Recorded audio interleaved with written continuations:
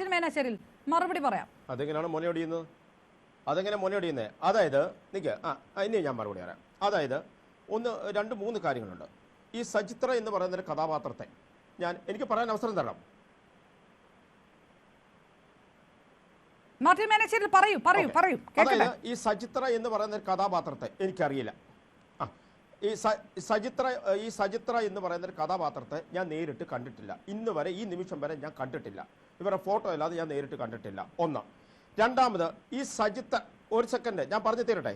ഈ സജിത്രയെ ഞാൻ നെന്മാറ പോലീസ് സ്റ്റേഷനിൽ, നെന്മാറ പഞ്ചായത്തിൽ ഇവരൊരു വ്യാജരേഖ ചമച്ച് ബർത്ത് സർട്ടിഫിക്കറ്റ് തട്ടിയെടുത്തതുമായിട്ട് ബന്ധപ്പെട്ട ഒരു വിഷയത്തെ ഞാൻ നെന്മാറ പഞ്ചായത്തിൽ പോയിരുന്നു.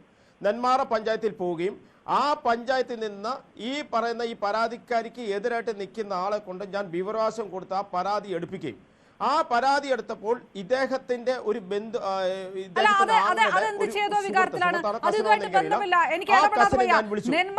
നെന്മാറ പോലീസ് സ്റ്റേഷനിൽ പോയി നിങ്ങളിപ്പോ ശ്വേതാമേനെതിരെ കേസ് കൊടുത്തത് പൊതുപ്രവർത്തകനെന്നോ അല്ലെങ്കിൽ മൊത്തം സാമൂഹ്യ കേരളത്തിന് വേണ്ടിയിട്ടോ എന്ന് പറയാം. നെന്മാറയിലുള്ള കേസിലുള്ള നിങ്ങളുടെ ചേതോവികാരം എന്താണ്?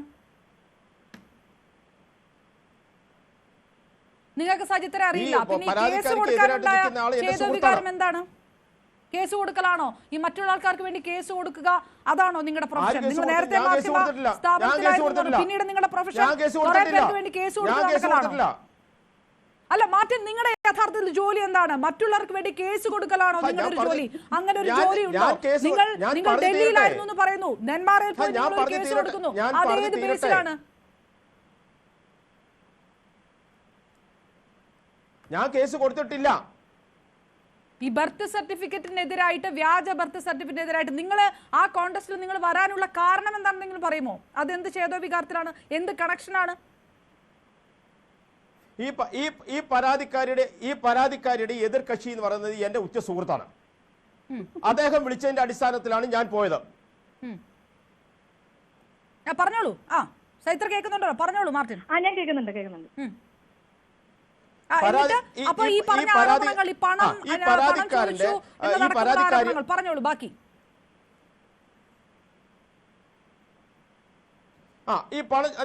അതിലേക്ക് വരാം.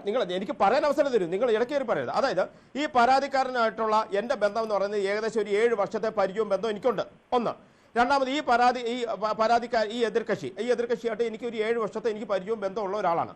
ഈ കക്ഷി വിളിച്ചതിന്റെ അടിസ്ഥാനത്തിലാണ് ഞാൻ നെന്മാറ പഞ്ചായത്തിൽ പോകുന്നത്. നെന്മാറ പഞ്ചായത്തിൽ പോവുകയും ഇദ്ദേഹം വിവരാവകാശം വെക്കുകയും ഈ വിവരാവകാശ രേഖ കിട്ടിയതിന് ശേഷം ഈ പരാതിക്കാരി സജിത്ര എന്ന് പറയുന്ന ആളുടെ ഒരു കസിൻ ഒരാൾ ഈ പറഞ്ഞ പോലെ വ്യാജരേഖ ചമച്ച് അവിടെ കൊണ്ടുപോയി ബർത്ത് സർട്ടിഫിക്കറ്റിന് വേണ്ടി അപ്ലൈ ചെയ്യുകയും അതുകൂടാതെ അച്ഛൻ്റെ പേര് മാറ്റാൻ വേണ്ടി കൊടുക്കുകയും ചെയ്തു.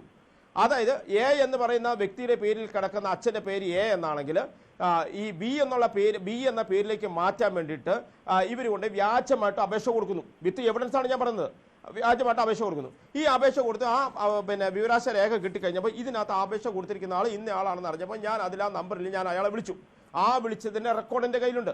വിളിച്ചു കഴിഞ്ഞപ്പോൾ എന്നോട് പറഞ്ഞു, ഈ പറയുന്ന സച്ചിത്രയുടെ ആങ്ങള, അവൻ്റെ പേര് ഞാൻ മറന്നുപോയി, സച്ചിത്രയുടെ ആങ്ങള പറഞ്ഞിട്ടാണ് ഞാൻ ചെയ്തത്, എനിക്ക് ഇതിനകത്ത് ബന്ധമില്ല എന്ന് പറയുന്നു. അങ്ങനെ ആ വ്യാജരേഖ ചമച്ച കേസിൽ നെന്മാറ പോലീസ് 204/2025 നമ്പർ പ്രകാരം, 204 എനിക്ക് തോന്നുന്നു, 2025 പ്രകാരം നെന്മാറ പോലീസ് കേസെടുത്തിട്ടുണ്ട്.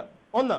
അതിനുശേഷം ഈ സംഭവമായിട്ട് ബന്ധപ്പെട്ട് ബഹുമാനപ്പെട്ട നമ്മുടെ പഞ്ചായത്ത് മിനിസ്റ്റർക്കും ഡെപ്യൂട്ടി ഡയറക്ടർ ഓഫ് പഞ്ചായത്തിനും ജോയിന്റ് ഡയറക്ടർക്കും പരാതി കൊടുക്കുകയും ആ പരാതിയുടെ അടിസ്ഥാനത്തിൽ വിജിലൻസ് അന്വേഷിക്കുകയും വിജിലൻസിൽ ഇതിനകത്ത് അപാകതയുണ്ടെന്നും ഇതിനകത്ത് ആൾമാറാട്ടം നടത്തിയിട്ടുണ്ടെന്നുള്ളതിന്റെ റിപ്പോർട്ടും കൊടുത്തിട്ടുണ്ട്. ഒന്ന്.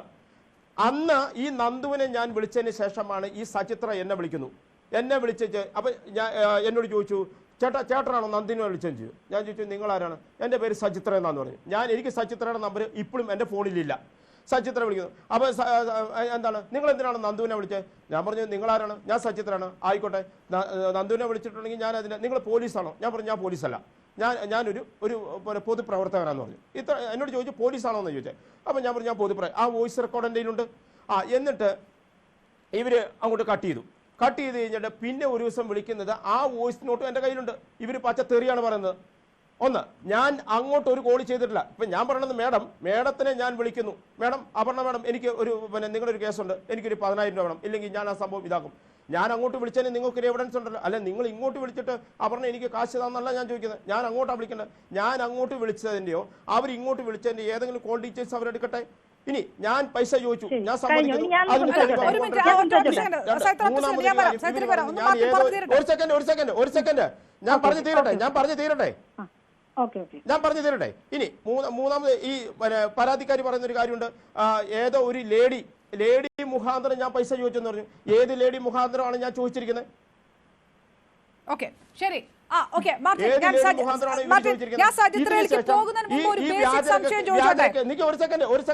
ഒരു സെക്കൻഡ്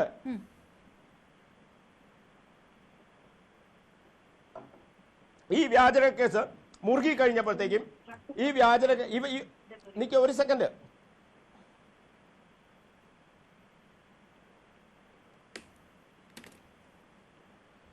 ഈ വ്യാജരേഖ കേസ് മുറുകി കഴിഞ്ഞപ്പോൾ ഇവരെന്ത് ചെയ്തു? സംഭവം ഇവർ ആന്റിസിപ്പേറ്ററിക്ക് വേണ്ടി കോടതി കൊടുത്തതിന്റെ പുറകെ ഇവരെന്ത് ചെയ്തു? ലവ് ജിഹാദ് എന്നുള്ള ഒരു ആരോപണം ഉന്നയിച്ചുകൊണ്ട് വന്നു. ലവ് ജിഹാദ് എന്നുള്ള ഉന്നയിച്ചുകൊണ്ട് ഒരു യൂട്യൂബ് ചാനലിൽ ഇവർ ലവ് ജിഹാദി പ്രത്യേക മതം മാറ്റാൻ ശ്രമിച്ചു എന്നും പറഞ്ഞുകൊണ്ട് ഇവർ ഒരു പ്രസ്താവന ഇറക്കി. അതിനെന്തെങ്കിലും തെളിവുണ്ടോ? അതിന് തെളിവില്ല.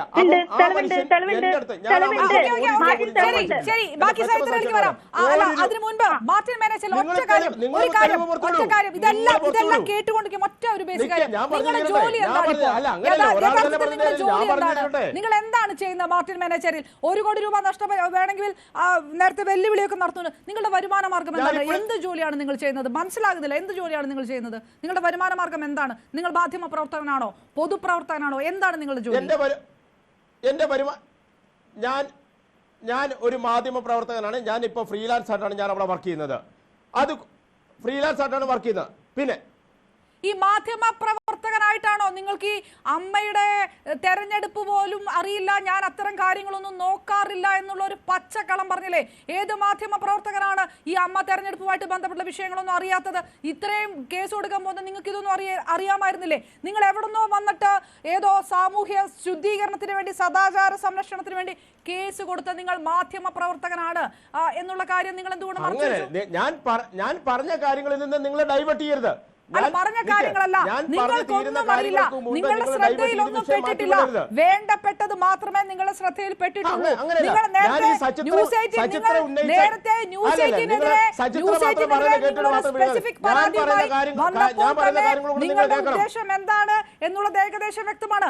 ആ ബാക്ക്ഗ്രൗണ്ട് എന്താണെന്നുള്ളത് സജിത്ര തന്നെ പറയുകയും ചെയ്തു. ആ ബാക്ക്ഗ്രൗണ്ട് വ്യക്തമാണ്. മാർട്ടിൻ മാനേജറിൽ പ്രത്യേകിച്ച് ഒരു ജോലിയുമില്ല. ഫ്രീലാൻസ് ആയിട്ട് നടക്കുന്ന ഒരു മാധ്യമപ്രവർത്തകൻ വളരെ പിക്ക് ചെയ്തുകൊണ്ടുള്ള ചില വിഷയങ്ങളിൽ ചില കേസുകൾ കൊടുക്കുന്നു. അത് ബ്ലാക്ക് മെയിൽ ആണെന്ന് ആൾക്കാർക്ക് തോന്നില്ലേ? അല്ല മേഡം, ഞാൻ പറഞ്ഞു തീർക്കാണ്ട് നിങ്ങൾ എനിക്ക് അവസരം തരുന്നില്ല. നിങ്ങൾ തുടക്കത്തിൽ പറഞ്ഞതും ഇപ്പോൾ പറയുന്നതും തമ്മിൽ ചേർന്ന് പോകുന്നില്ല മാർട്ടിൻ. മാധ്യമ പ്രവർത്തനാണ്. ഡൽഹിയിലുണ്ടായിരുന്ന മാധ്യമ പ്രവർത്തന അമ്മയിൽ നടക്കുന്ന ഈ സംഘടനാ വിഷയങ്ങൾ അറിയുമായിരുന്നില്ലേ മാർട്ടിൻ? എനിക്ക് നിങ്ങൾക്കൊരു സിനിമാ കണ്ടിട്ട് പോലുമില്ല എന്ന് നിങ്ങൾ പറഞ്ഞു. നിങ്ങൾക്ക് ആരെയും പരിചയമില്ല എന്നാണ്. നിങ്ങൾ അതൊന്നും ശ്രദ്ധിക്കാറില്ല എന്നാണ് പറഞ്ഞത്. ഒരുപാട് പൊതുപ്രവർത്തകർ കേരളത്തിലുണ്ട്. കേസ് കൊടുക്കാറുണ്ട്, വിവരാവകാശ രേഖകൾ എടുക്കാറുണ്ട്. ഈ രീതിയിലല്ല പറയുന്നിടത്ത് അവനവനൊരു ക്രെഡിബിലിറ്റി ആദ്യം വേണമല്ലോ. ആ ക്രെഡിബിലിറ്റി നിങ്ങൾക്ക് സൂക്ഷിക്കാൻ കഴിയുന്നില്ലെങ്കിൽ നിങ്ങൾ കൊടുത്ത പരാതിക്ക് എന്ത് ക്രെഡിബിലിറ്റി ഉണ്ടാവും? ഇവിടെ ഇപ്പൊ ഒരു ഹണി ട്രാപ്പ് കേസിലെ എനിക്ക് പറയാൻ അവസരം തരുമോ നിങ്ങൾ?